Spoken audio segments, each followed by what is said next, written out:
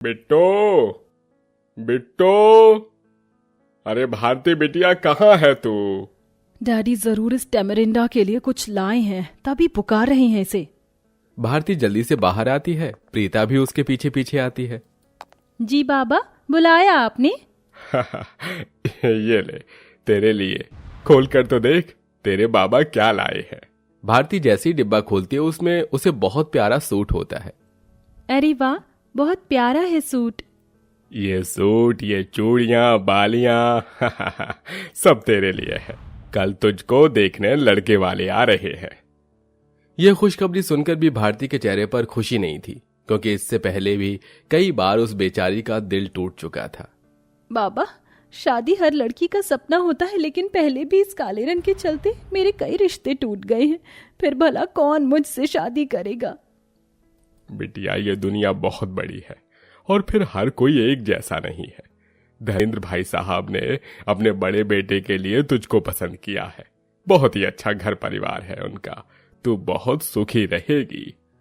अगले दिन धर्मेंद्र अपने दोनों बेटों हर्ष, प्रेम और पत्नी मंजुवती के साथ आते हैं। भारती शर्माती हुई नजरें झुकाए नाश्ता पानी लाती है। भाई साहब, यही है मेरी भारती। प्रणाम बाऊजी। प्रणाम माँ जी। जी, आपको भी नमस्ते। खुश रहो बेटी।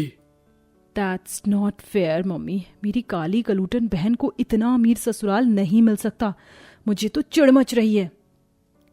हे भगवान, मेरे एक भी गुण तूने मेरी गोरी बेटी में नहीं दिए। अरे ये खड़ी होके बुदबुदाने से अच्छा थोड़ी बुद्धि चला। देख, लड़के की माँ का मुंह भी सूजा हुआ है, मतलब वो भी इस रिश्ते से खुश नहीं है। जाकर उसे पटा। प्रीता जानबूझकर मंजुवती पर चाय गिरा देती है। अरे देख नहीं सकती, मेरी इतनी महंगी साड़ी खराब कर दी। ओह सॉरी सॉरी आंटी जी, माफ कर दीजिए। आइए मैं साफ कर देती हूँ। और अकेले में प्रीता मंजुवती को भड़काती है। वैसे आंटी जी, आपके घर की बहू बनना तो हर लड़की चाहेगी, फिर आपने मेरी काली बहन को क्यों पसंद किया? बहन? तो क्या तुम उस काली लड़की की बहन हो? पर तुम तो दूध जितनी गोरी सुंदर हो और वो कोयले सी काली है। फिर भी देखिए मेरी काली बहन कितनी किस्मत वाली है। इतना अच्छा ससुराल मिलने जा रहा है। काश कि मुझे भी ऐसा ससुराल मिलता। मंजुवती अपने पति के पास आकर कहती है, सुनो जी, तुम जरा यहाँ आओ, कुछ बात करनी है। क्या हुआ अब?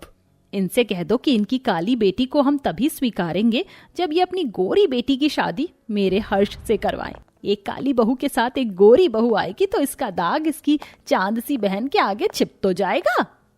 माफ कीजिएगा बहन जी, मैंने आपकी बातें सुन ली। मुझे आपकी बात स्वीकार है। मेरी दोनों बेटी आपके घर की बहू बनेगी। अब दोनों गोरी काली बहनों की शादी हो जाती है। विदाई होते वक्त सुभद्रा अपनी गोरी बेटी को पट्टी पढ़ाती है। शाबाश प्रीता, आखिर तुझे तेरी माँ की तरह चाल पट्टी खेलनी आ गई। बस अपनी सास की सौगी बनकर रहना, फिर तो ससुराल में तेरा ही राज होगा। बिल्कुल मम्मी। सुभद्रा अपनी गोरी बेटी के गले मिलकर विदा करती है। माँ, मैं जा रही हूँ, एक बार अपनी इस बेटी को भी गले लगा लो। अरे ओ बासी रोटी, जाते जाते रोना धोना मत मचा। काली सपोली, मैं तो भगवान का शुक्र मनाती हूँ भला टली। सुभद्रा अपनी गोरी बेटी के लिए खूब आंसू बहाती है, लेकिन काली बेटी के लिए उसकी आंख से एक आंसू नहीं टपकता। काली बेटी के लिए ये फर्क यहीं खत्म होने वाला नहीं था। भयंकर गर्मी के मौसम में दोनों की डोली उठती है। हे गौरी माँ, आज से मेरी नई जिंदगी शुरू होने जा रही है। बस अब कोई दुख नहीं, खुशियां ही खुशियां हों।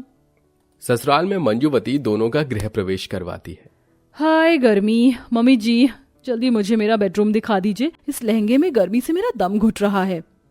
बहू, मैंने तेरे लिए खास ऊपर वाले मंजिल पर नया कमरा तैयार कराया है। जाके बढ़िया एसी में पसीना सुखा लेना। हर्ष, ले जा बहू को। जी माँ, चलो प्रीता। अपनी गोरी बहू के आगे मंजुवती अपनी पसीनों में लथपथ खड़ी काली बहू को देखकर भी अनदेखा कर रही थी। माँ जी, मेरा भी कमरा बता दीजिए। हाँ ठहर जा भोला। ओ भोला। जी मालकिन। तुझे जो कमरा रहने को दिया था उसे खाली कर दे और अपना बोरिया बिस्तरा तू किचन में डाल लियो। मंजुवती, भारती इस घर की बहू है और तुम उसे वो फूटा फूटा कमरा दे रही हो। मैं जानता हूं तुम कहीं का गुस्सा कहीं उतार रही हो। मैं एग्जैक्टली यही कह रही हूँ धर्मेंद्र जी। आप क्या कर लेंगे? मुझे तुमसे बात ही नहीं करनी। श्योर श्योर, मुझे भी आपसे बात करने का शौक नहीं है। क्यों मेरी काली बहू, तेरे दिल को ठंडक मिल गई ना? अब सामान उठा और जा, तेरा कमरा नीचे ही है। बेचारी काली बहू सामान लेकर कमरे में आती है। कमरे की दीवारें एकदम टूटी फूटी थी, जहां एक छोटा सा टेबल फैन रखा था। प्रेम, यहाँ क्यों है? आज तुझे बहू के साथ होना चाहिए, वो तेरा इंतजार कर रही होगी। प्रेम दांत पीसते हुए कमरे में आता है। पूरे कमरे में तगड़ी गर्मी मची हुई थी और एक ही सिंगल बेड डला था। अजी, आ गए आप? देखो, ये एजी ओजी मत लगाओ और मुझसे कोई उम्मीद तो रखना भी मत। मुझे तुम पसंद नहीं हो। यह सुनकर भारती का दिल टूट जाता है, पर वो अपना दर्द किसे दिखाती। प्रेम बेड पर सो गया और भारती तवे की तरह तपती जमीन पर सारी रात गर्मी में करवट बदलती रही। हे प्रभु, ये क्या लिखा है तूने मेरे जीवन में? मायके में माँ के प्यार की खातिर तरसती रही और अब ससुराल में ये सब? क्या मेरी तकदीर में खुशियां नहीं? बेचारी काली बहू अपनी किस्मत को कोसते हुए सो जाती है। अगले दिन क्या मस्त नींद आई थी एसी में। सुंदर होने का यही तो फायदा है।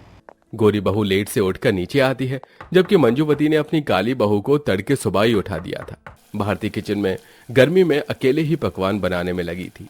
हे भगवान, किचन में तो आग बरस रही है। एक तो रात भर गर्मी से नींद नहीं आई थी। बेचारी गर्मी से काली बहू की हालत बेहाल हो जाती है।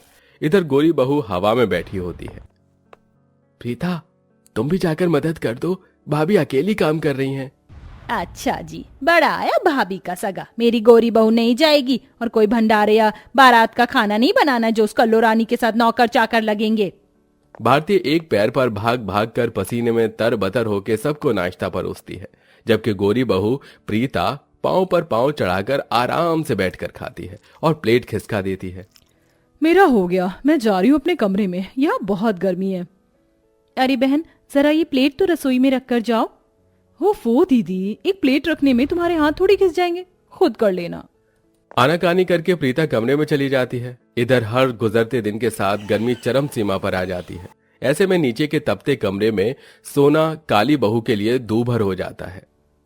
हे भगवान, आज बड़ी गर्मी है, ऊपर से पंखा तो एकदम गर्म लू सी हवा दे रहा है। दोपहर में ये हाल है, रात कैसे गुजरेगी? ये सोचकर भारती अपनी सास को ढूंढती हुई अपनी गोरी बहन के कमरे में आती है, जहां दोनों सास बहू एसी की हवा में बैठी थी। वैसे मम्मी जी, गर्मियों के मौसम में तो खाना मिले ना मिले, लेकिन एसी की ठंडी हवा खाने को मिल जाए तो बस मजे ही मजे हैं। तो जैसी गोरी बहू के लिए तो मैं जान भी वार दूं, फिर एसी क्या चीज है बहू? माँ जी, आप यहाँ पर छोटी के कमरे में बैठी हैं, मैंने आपको कहाँ कहाँ नहीं ढूंढा। क्या बात है मेरी काली बहू, मुझे क्यों ढूंढ रही थी?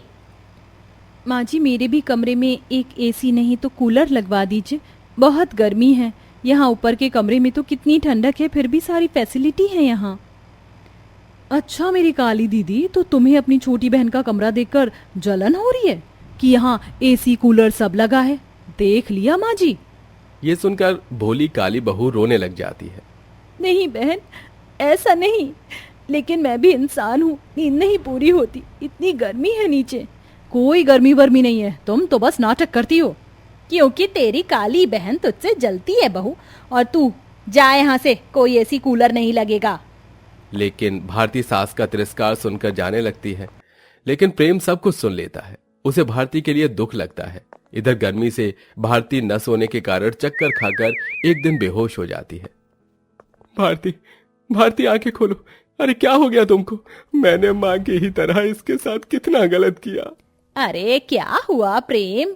क्यों इस कलमुही के लिए आंसू टपका रहा है? ये तो है ही नौटंकीबाज। प्रेम पानी के छींटे मारता है, जिससे भारती होश में आ जाती है। हम, मेरी पत्नी और मैं इस घर में नहीं रहेंगे माँ। तुम्हें तो तुम्हारी गोरी बहू प्यारी है माँ, उसे ऊपर का कमरा दे दिया और मेरी पत्नी को नीचे नौकर वाला कमरा। और तो और मेरी पत्नी पंखे में गर्मी में दिन गुजारती रही और प्रीता एसी में। अब और नहीं, चलो भारती। हाँ तो जाना, मेरी गोरी बहू है मेरी सेवा करने के लिए। एक मिनट मम्मी जी, आप अपना रोटी पानी खुद करना, मैंने आपका ठेका नहीं लिया है। मैं अपनी काली बहन जितनी सीधी नहीं हूँ जो इस सड़ी गर्मी में चूल्हा चौका करूँ। ये सुनकर मंजूवती का अभिमान टूट जाता है और साथ ही साथ काली बहू की कदर भी पता चलती है।